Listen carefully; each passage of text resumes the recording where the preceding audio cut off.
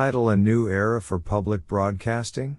Unpacking Korea's Controversial Media Reform Bill. Hello everyone, and welcome. Today, we delve into a pivotal moment in South Korean media history, a development that promises to reshape the landscape of public broadcasting and spark intense debate. On August 6, 2025, a landmark revision to the Broadcasting Act successfully passed the National Assembly's plenary session. This wasn't just another legislative update, it was a deeply contested battleground, reflecting fundamental disagreements over the role, independence, and future of public media, particularly the Korea Broadcasting System, or KBS. Let's break down the core of what this revised Broadcasting Act entails, and why it has generated such a significant stir. At its heart, the bill aims to fundamentally reform the governance structure of public broadcasters, with a clear focus on minimizing political influence.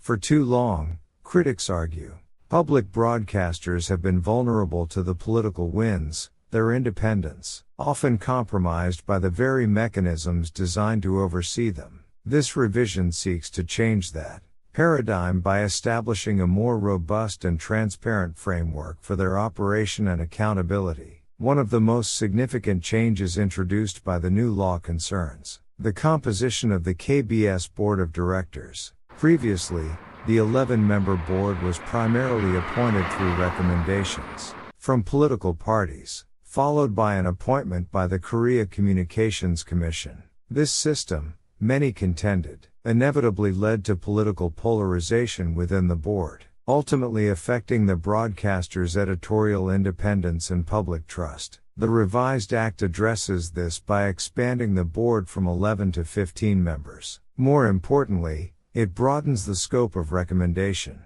authorities beyond just the National Assembly. Now, diverse entities such as the Viewers Committee, public corporation employees, broadcasting and media-related academic societies, and even lawyers' associations will have the power to recommend board members. This move is designed to inject a wider range of perspectives and reduce the concentration of power in political hands, theoretically fostering a more independent and representative governing body. The rationale here is to create a board that truly represents the diverse voices of society, rather than just the political establishment, thereby enhancing public confidence in KBS as a truly independent public service broadcaster. Beyond the board, the method for selecting the president of KBS, a figure central to the broadcaster's direction and editorial stance, has also undergone a dramatic transformation. Under the new system, a President Recommendation Committee, comprising general citizens, will be established. This committee will be responsible for recommending candidates, and the board of directors will then vote to recommend one for appointment.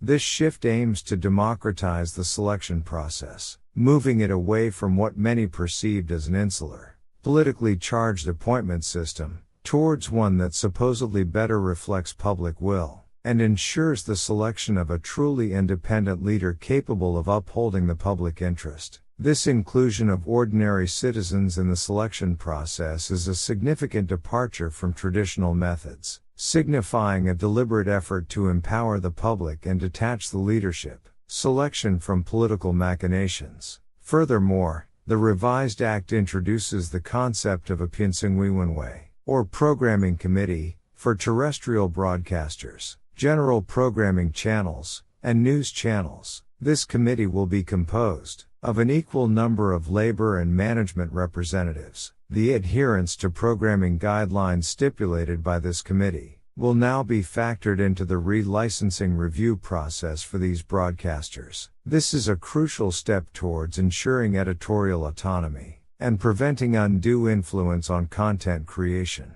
It formalizes a mechanism for internal checks and balances, empowering employees to have a say in editorial decisions and upholding journalistic integrity. Another critical provision of the new law mandates the implementation of a poto chekimcha imyungtongiche, or appointment consent system for news directors at KBS, NBC, EBS, and news channels. This means that news directors must obtain the consent of a majority of news employees for their appointment. This measure aims to bolster the independence of newsrooms, ensuring that editorial leadership is chosen with the buy-in of those directly responsible for producing news content. It's a move designed to shield newsrooms from external pressures and cultivate an environment where journalistic principles take precedence over political or corporate agendas. The legislative journey of this bill was fraught with tension,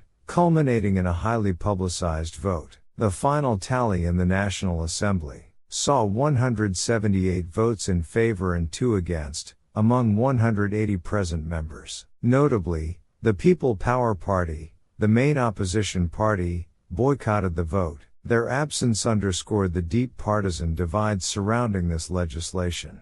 Prior to the vote, the People Power Party had engaged in a filibuster, a parliamentary tactic to delay or obstruct a bill. However, the ruling Democratic Party invoked a rule allowing for the forced termination of a filibuster after 24 hours, paving the way for the bill's passage. This outcome immediately drew sharp reactions from both sides of the political spectrum. The Democratic Party staunchly defended the revised act, asserting that it is a vital step towards strengthening the independence of public broadcasting and returning control of the airwaves to the people. They argue that this reform is essential to eliminate long-standing political interference and ensure that public broadcasters truly serve the public interest, free from partisan bias. Their narrative frames it as a necessary evolution for democratic media. Conversely, the People Power Party vehemently condemned the bill, labeling it a Pangsongchangakbup,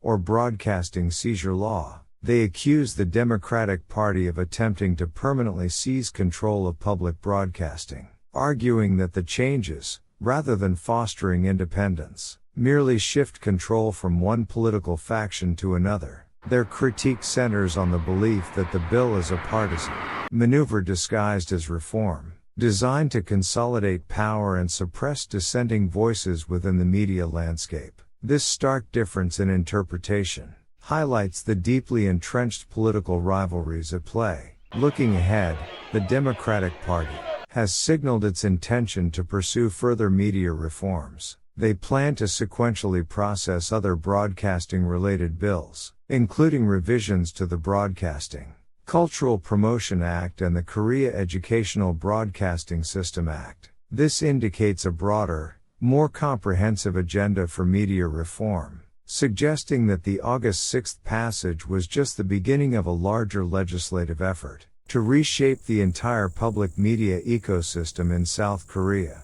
However, the bill is not without its controversies and points of contention.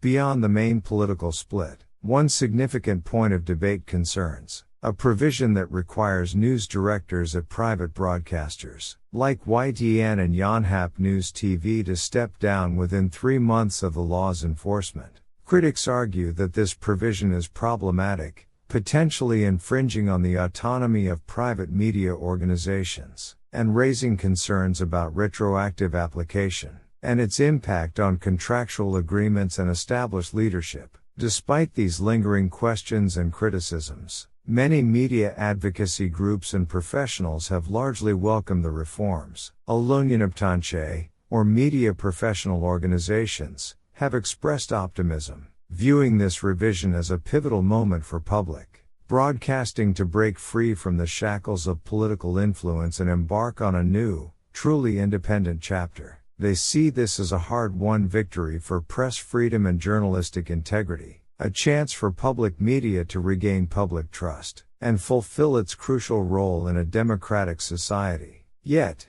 as we reflect on these significant changes, we are left with profound questions. Will these structural reforms genuinely foster independence, or will new forms of influence emerge? Can a legislative framework truly insulate media organizations from the complex and often contentious currents of politics? And ultimately, what does this mean for the quality and impartiality of the news and information that reaches the South Korean public? The passage of this bill marks a new beginning, but the true test of its efficacy and impact on the future of public broadcasting will unfold in the years to come. It challenges us to consider what truly constitutes independent public broadcasting in a vibrant democracy, and how can we ensure its continued evolution for the benefit of all citizens.